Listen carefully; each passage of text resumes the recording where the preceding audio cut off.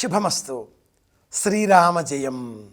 వస్తాను అన్న మాట ఒకటి, ఆ మాట మరిచిన అనంతరం మనం చేసే ప్రయత్నం ఒకటి, రెండు వేరుగా ఉంటాయి. శబ్దాన్ని వినే సమయంలో మనం మర్చిపోయిన వాగ్దానాన్ని, ఇచ్చిన మాటను తక్షణమే గుర్తుకు తెచ్చే శబ్దం ఒకటి ఉంటుంది.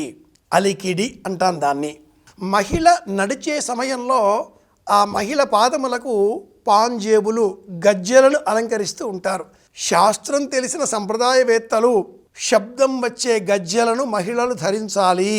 ఆ శబ్దం కూడా ఓం ప్రణవనాదం ధరించే విధంగా ఉండాలి. శ్రీకృష్ణ శ్రీకృష్ణ శ్రీకృష్ణ ఈ శబ్దం వచ్చేటట్టుగా మహిళ నడవాలి. తెలుగు సాహిత్యంలో కుమారీ శతకం అనే ఒక శతకం ఉంది. అందులో అతివ ఎలా నడవాలో చెప్పబడి ఉంది. కాలి అడుగు వేసే సమయంలో మగవారు ఆ పాదం వెనక భాగం మడమ అది నేలకి తాకి ఆ పిమ్మట కాలు ఇలా మోదాలి. ఇలా మోపి మళ్ళీ మడమ లేపి మళ్ళీ ముందుకు.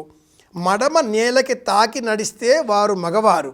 బొటనవేలు, చూపుడు వేలు, మధ్యవేలు ఈ మూడు మాత్రమే నేలకు తాకితి అనంతరం ఈ 4-5 చిటికెన వేలుతో నేలకి తాకించి కాలి వేళ్ళు నేలకి తాకి అనంతరం పాదం మోపి నడిచే ప్రాణి మహిళ అవుతుంది. ఇలా నడవాలి. వేళ్ల మీద, మునివేళ్ల మీద నడిచే సమయంలో వచ్చే ఈ పాంజేబులు, గజ్జెలు మువ్వల సవ్వడి. తిరుపావై పాశురంలో 15వ పాశురంలో ఎల్ల ఇలంగిలి ఏ ఈ పాశురంలో నడిచే నడక కూడా ఇంత సొగసుగా ఉండాలి. చేసిన వాగ్దానం మరిచిన ఆ గోపిక, మీరంతా వచ్చారుగా, నేను ఎప్పుడో సిద్ధపడిపోయాను, గంధం కూడా తీసి పెట్టాను, ఆరిపోయింది, మరికొంచెం సిద్ధం తీసుకొస్తాను, పుష్పాలు కూడా సేకరించుకొని పెట్టుకుని ఉన్నాను, కొన్ని పుష్పాలు కాస్త ఇంకా మిగిలాయి తీసుకువస్తాను, కొన్ని పత్రములు కూడా ఉన్నవి తీసుకువస్తాను, కొంత కస్తూరి కూడా ఉన్నది, కొంత పన్నీరు కూడా ఉన్నది. ఇవన్నీ స్వామి కోసమా, తన అలంకరణ కోసమా? తాను ఇంకా చీర కట్టుకుంటూనే ఉన్నది, గుంజిళ్ళు పోస్తూనే ఉన్నది, కుచ్చిళ్ళు సర్దుతూనే ఉన్నది, నామం పెట్టుకుంటూనే ఉన్నది. పాదములకు లత్తుకా కేసరి, అరికాలికి పై భాగంలో పాదం చుట్టూరా పారాణి అన్న పేరిట లత్తుకను మహిళలు ఈ కాలంలో అలంకరించుకోవాలి.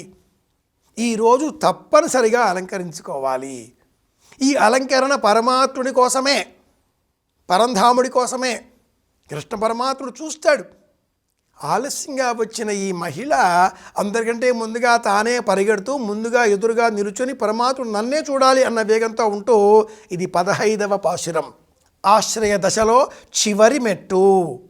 ఇంతవరకు పరిగెత్తుకుంటూ వచ్చిన ఆ గోపికలందరినీ కూడా కాతని ఈ 10వ గోపిక తాను ముందుగా వెళుతూ స్వామి దగ్గరగా వెళ్ళిపోయింది. ఆకర్షణ. శుక్రుడు ఉదయించాడుగా కనుక కాలికి అలా పారాణి పెట్టుకొని ముందుకు ముందుకు ముందుకు ముందుకు వెళుతూ వచ్చారా అసలు అందరూ.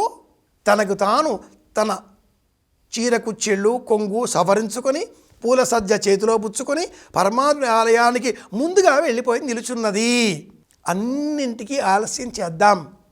ఆలయ దర్శనం అంటే మట్టుకు ఆలోచన లేకుండా ముందుకు వెళదాం. అలా వెళితేనే పరంధాముడు మనలను అనుగ్రహిస్తాడు. ఈ పాశురం ద్వారా ఆలయానికి వెళ్ళడం అన్నది ఎప్పుడు మనం అలసత్వం చూపకూడని విషయం అని తెలుసుకుందాం. 15వ పాశురంతో ఆత్మాశ్రయం పూర్తి అవుతుంది. అనంతరం శరణాగతి ఆ పరమాత్ముడు ఎలా ఇస్తాడో రేపటి పాశురంతో అనుసంధానం చేసుకుందాం. మళ్ళీ కలుసుకుందాం. అందరి క్షేమాన్ని కోరదాం. శుభమస్తు. శ్రీరామ జయం.